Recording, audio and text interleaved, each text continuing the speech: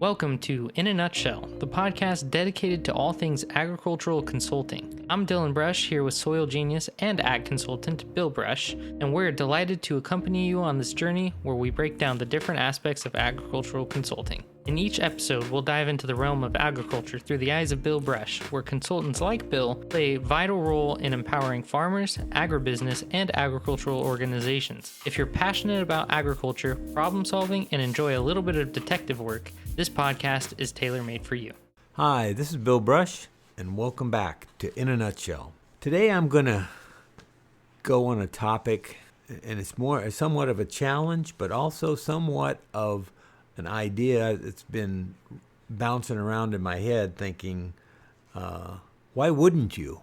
It's kind of the question I'm going to be asking you throughout this podcast. If you know this, then why wouldn't you do it? And a lot of times in agriculture, there's things that you would like to do or you could do. Maybe you don't understand it, but why don't you want to change? Why don't you want to do something different? So, I've been doing, as you know, listen to previous podcasts, been a farmer essentially all my life, been in and around agriculture on both sides, my dad's side, my mom's sides, came from farmers here in California, farming all different forms of crops. And it wasn't until I got upwards of into my 40s where I met Neil Kinsey. And Neil had written a book. He'd been a consultant for several years, back at, in the early 80s, maybe even a little before that. But I know he had to be somewhere around that time frame. But in 1993, with a friend of his, Charles Walters, they put together a book called Hands-On Agronomy, which told a lot of Neil's method of soil fertility and a lot of anecdotes and very easy read to understand that what nutrients do and how important they are. And we talk about a lot of the work that was taught to him from Dr. William Albrecht. He passed away, Dr. Albrecht, in 1974, so it's been quite a while.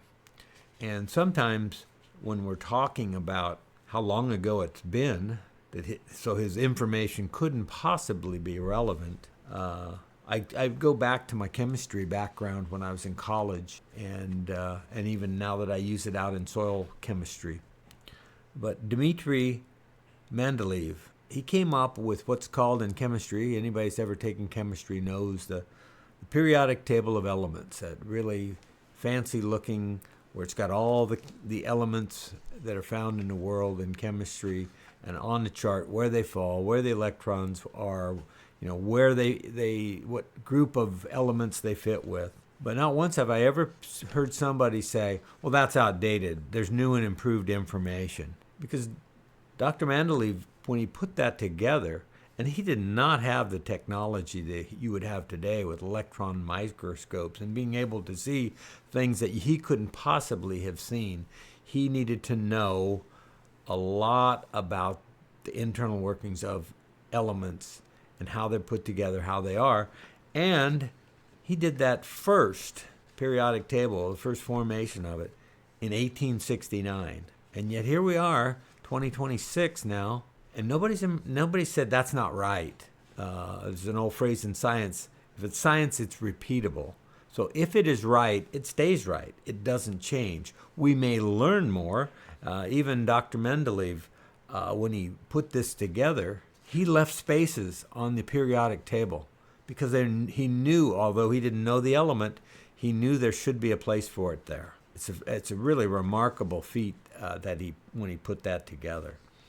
And so don't ever think that knowledge is too old to not be still pertinent, because now today, when it's done and it's scientific, we don't question it anymore. We know that is the way the elements are, where they fall, and all the rest of the information that's on that periodic table.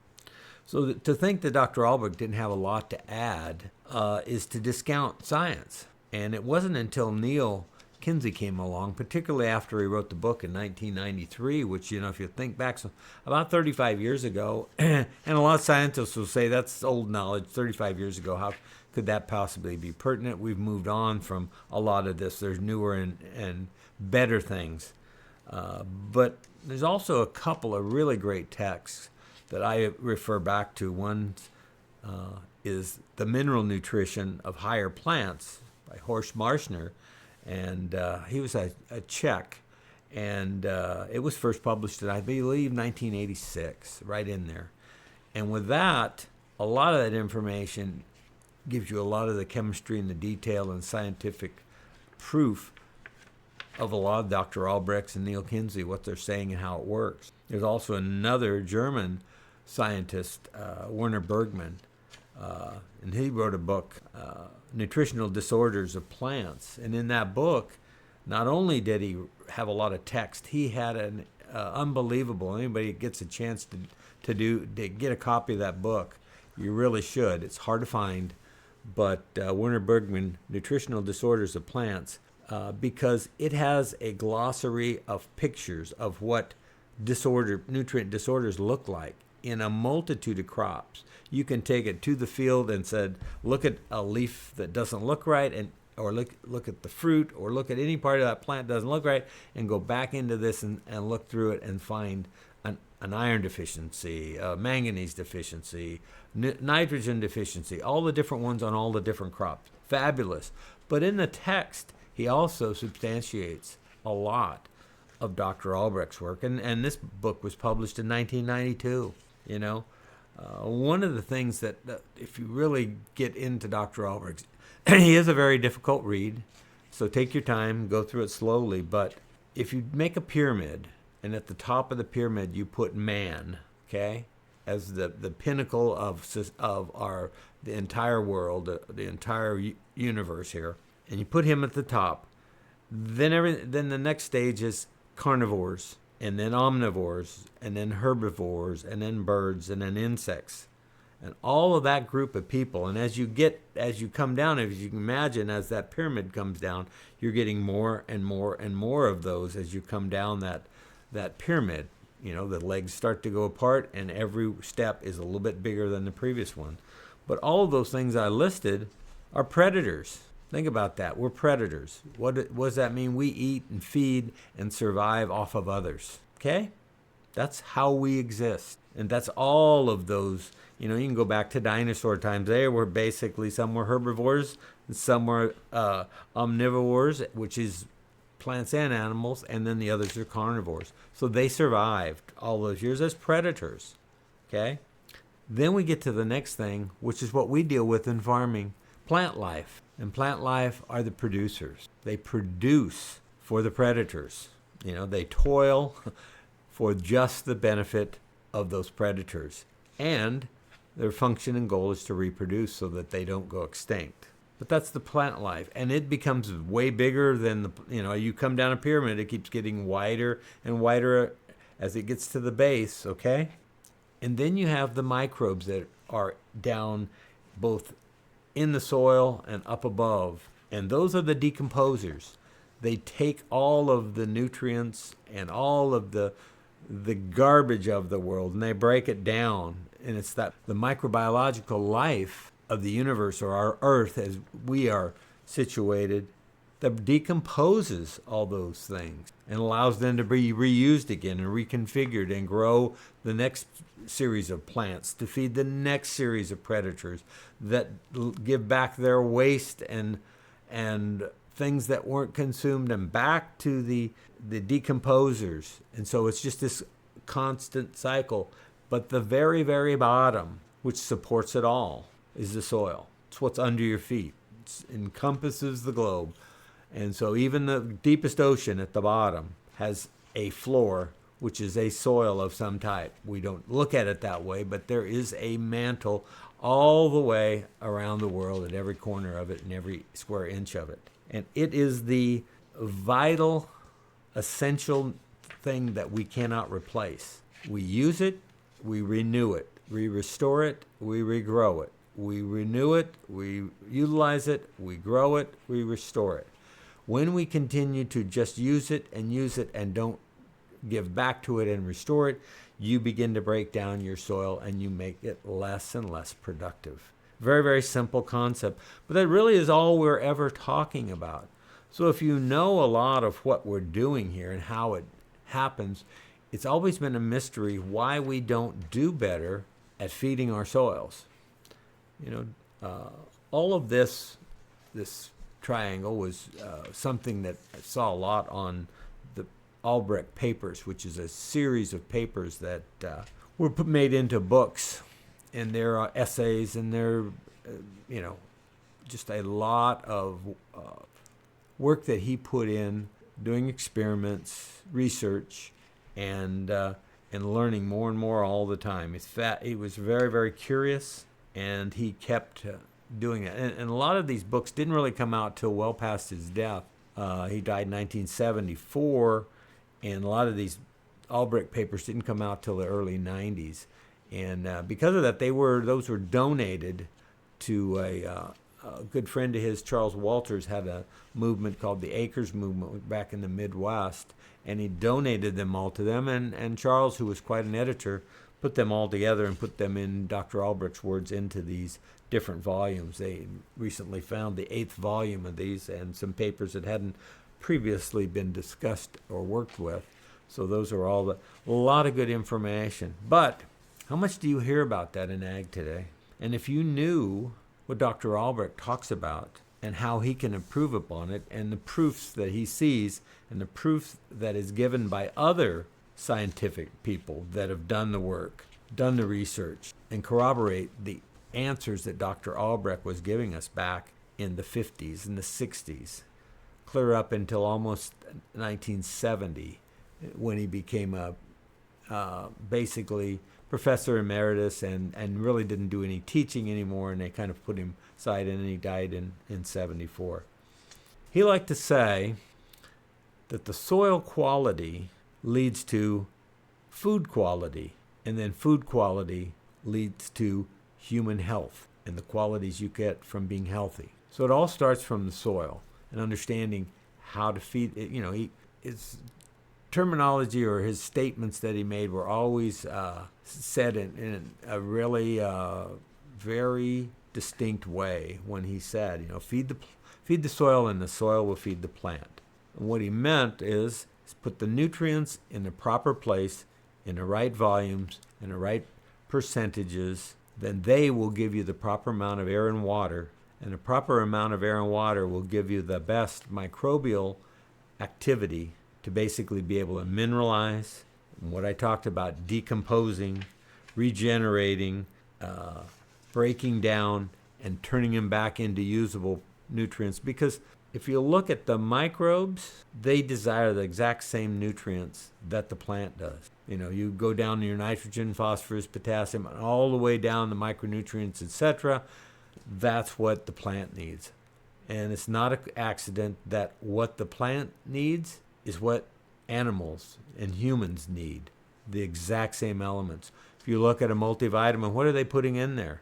Oh, zinc and copper and all the ones we talk about, the micronutrients and magnesium and calcium, and even though you don't look at nitrogen, because normally we get enough nitrogen from protein that we eat, but phosphorus, potassium, all of those are in multivitamins. Why? Because we're not getting it in our food. What we should be able to get as we farm and farm correctly is that balance. The balance of biology and the balance of life is those short number. You can take, there's some new ones coming on when we're talking about silica, and we're talking about a couple others that may be essential nutrients, but there's about 17, could be up to 19, but we're still learning about some of the ones that are less and how much those need to be. But when you look at that, all life needs those nutrients. It doesn't change. So if we have those balanced in the soil, the practical way to look at this, if you have them balanced in the soil, then they're going to be balanced in your plant. And whatever you grow on your plant is going to be balanced. So when you eat that, you'll have a balanced of those nutrients, minerals that we have in there. They make the vitamins and minerals, the B vitamins and the C vitamins. They're all in food if grown properly. So many times we have to add to them. I've talked in previous episodes about getting enough sulfur and making complex carbohydrates so that fruit or vegetables have a longer shelf life. How many times do you buy things in the store, and if you don't eat them, in just a few days, they're already going, spoiling because they have simple sugars, which are quick to ferment. And once they ferment, they're basically breaking down for the next cycle to be decomposed and broken down and going back to the soil and all that. But at this time, you haven't even had them long enough to actually consume them. So it's a waste. And a lot of that waste is not put back onto the soils they came from. That's why a good garden, I worked for years also with a large vegetable grower, and a lot of their stuff that they left, they went through their packing shed and they picked off a lot of the bad leaves or leaves that were damaged or could have insect damage. Anyway, they put it all into a big vegetable stew out there of different ones and put them into compost and made them to put, guess where, back on the soil. So it's a recycling of everything. And that's when you look back at my triangle I talk about, that you get into the cycling of the soil, and the producers, the plants, and the decomposers are there, everything in there. Now, in today's ag, we are all looking for a go back. We want to go back to the way things were because it was better. We want to go back to the way things used to grow because it was better. And one of the problems with that is, the one thing we don't talk about is the population is growing. And so every acre has to be as productive as we can make it. We can't go backwards and say the way it was because our yields were less. Now, we can have both. And as I like to say when I started this, if you could have both, better quality for the consumer, better yield for the farmer, why wouldn't you? Isn't that a win-win for everybody? But yet we're worried now about this food's too high. Food is too high in terms of what? Because we don't have as good a human health, and so we have to pay a lot more for our medical care, our supplements that we have to take because we can't get it in the food. We're not getting the proper amounts of vitamins, so we're going to the doctor more frequently. You can add this all up and spin it any way you want to, but we have to be better at what we do. I've talked before about how the nutrients are more available to our microbiology, and that really is what the key to soils is the microbiology. But yet, if you look at soil scientists, they have little, if any, microbiology in their background. If you look at people that are agronomists, little to no microbiology. Any microbiologist, little to no information at all about soils or how plants grow. They're interested in the microbiology. We've taught a series of people that do not take the necessary things that make things grow and put them together into one person. The best we get now are people that have some microbiology experience, some agronomy experience, some soils, and they begin to put them together and tie them up, and they're usually the most successful. That's what I've tried to do with all my clients, is understand it's a system that works to improve crops, improve production, improve quality, make a healthier product. Now, what's one of the downsides to that in ag right now? If I did that, they don't pay me anymore for it. If you knew that this was going to make you healthier, would you pay more for it? Maybe, maybe not. So we have to get our economics and everything in balance. I mean, if you look at not a lot of people, it was years ago when I was working for an ag company, a supply company, and I went to and gosh, this has got to be at least 30 years ago, maybe 35. Went into a seminar. It was really good. It's about fertilizer and the new products and a lot of research and better ways to do things in the field, and a lot of the universities presenting their information. A really fabulous meeting I went to pretty much every year. And one guy got up and he's talking about the economics of farming, and he says, he's looking out over the audience, and he says, how many of you are, over 40 years old? And a lot of people stood up. And he says, how many people are over 50? There's still a lot of people standing up. And then he went to 60. Gosh, there was still a lot of people. I'd say half the people. And then he says, how many people are over 70? It started to thin out at 70. But what it said was, and then he had one last, how many of you are under 30? And it was a handful. And what he said, and what this is telling you, if you didn't know, we're getting older and we're not building replacements. People aren't coming to agriculture. You're not getting the best and the brightest. They're going into tech fields because there's more money to be made there. It's not an easy, you have to have a love of farming really to come into it. A lot of the people you're seeing are from farm families that are going to school to learn, get their education and learn more than take it back to the farm. The researchers, harder to find. If you go to the universities where you'll see a lot of researchers, is they're coming from out of our country, and they're, because food is a better, more important part of their lives when you get out of there. So when you see what's happening, it's the basics for everything we do. Think of going to the grocery store and not having what you want. Just anything you want, any time of the day or night, you can go find a grocery store that's open, with all of the big box stores we got now, and you can buy what? Just about anything you want, day in, day out here in the U.S. Go to somewhere where there isn't that plentifulness. You don't have a refrigeration. It limits a lot of what you do. So you're asking ag to build the best, prettiest looking thing. I don't want any defects on my vegetables, but I don't really want to pay much for that either. So it's a cost benefit, and we need to work together. I mean, when I see people that say, let's make food affordable again, well, let's make it healthy again. Let's make it so that it is built as intended before we started getting in the way. And we started getting in the way when, guess what? We needed to improve yield because we needed more mass. More people, we needed to have more. And then we needed storability, and we gave up a lot of the qualities, good qualities of food because we didn't have the information that we needed to produce these. So I'm challenging you in this, and you'll hear me talk more about it. I'm gonna do some more about this because I'm getting more and more passionate as I get older. We need to step up. It's not going to be easier. It's going to be harder. Anybody that's in ag right now knows it's very difficult. I'm not immune out here. We farm, and it has gotten tough for us the last several years. It's the only crazy thing in the world that we do where you have a lot of expense, you have a lot of assets with a lot of expense, and you're planting and putting inputs in, and you have no idea how much you're going to have, nor what you will be paid for it. Crazy.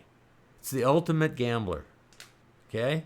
And yet, we have people here that love the industry. And that's why, and fortunately, there's enough of them that enjoy doing what they do in farming, And so we need to find that balance. We can get people to continue to want to learn how to do farming. And I see a lot of stuff that you're looking at. We'll go to hydroponics where we don't need soil, and we'll just make it in big warehouses, and we'll do all it in there, and that's fine for certain crops. Try to grow a tree crop in those situations. Not going to work.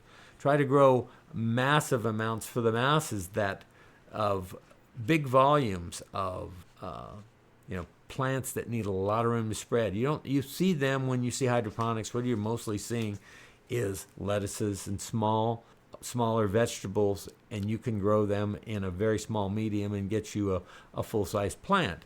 But you're not going to see, I haven't seen, and probably somebody's doing it, and I'm speaking out of turn here, but when I start seeing them, write to me and see where I can see them. Do you see anybody growing watermelons hydroponically? Would be a good idea. They're mostly water, but they take a lot of space. And so each individual watermelon takes up a lot of room. So you need more area. That's why they're grown mostly outside. It's what I'm trying to get people to look at your food differently and look how it's grown. We have a really poor disconnect from the ag community to the consumer. We just want to be left alone most of the times. What I hear from growers, just leave me alone, let me do my job and grow the food. And hopefully I'm willing to take the risk and do that. And the people that are controlling farmers aren't the bankers who don't know how to farm. and a lot of the people that advise you that have never farmed, and the consumer, who ultimately is the person that's buying your product, has never farmed. And yet here we are trying to not connect closer to our consumer.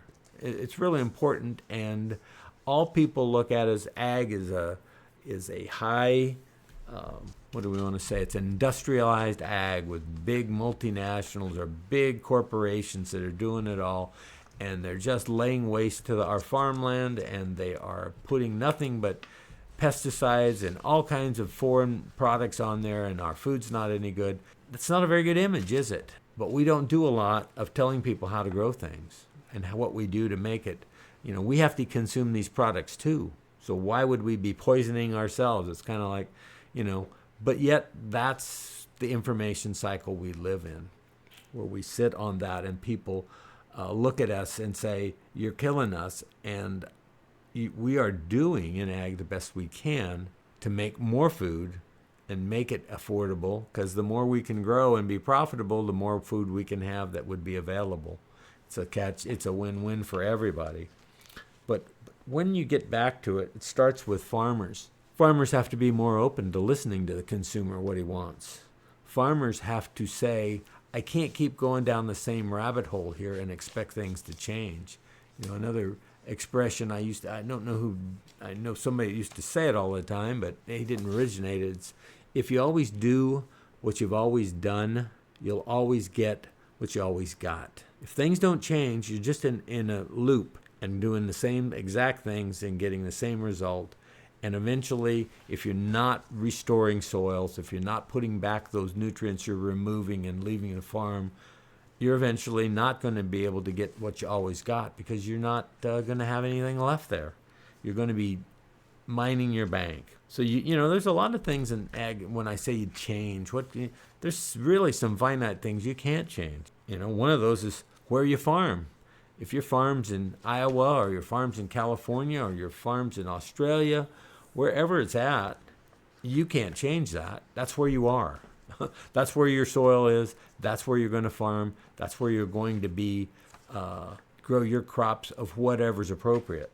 And once you know that this is where I am and this is where I'm farming, I don't get to change my climate. I don't get to turn the rain on when I want to. I don't get to change to shut it off when I don't need it. I can't affect frost. I can't affect high temperatures, low temperatures, humidity. Wherever you are, you can't change your climate. That being the case, that's why in Alaska they don't grow a lot of bananas. I try to make it ridiculous. Obviously, it's too cold. It doesn't allow you to be there. There's several crops that are defined by a specific climate that they have to be grown in, or they can't survive. They don't have the right climate to grow a full cycle and produce, and so that's why they kind of slide to where they are. I'll give you a good example.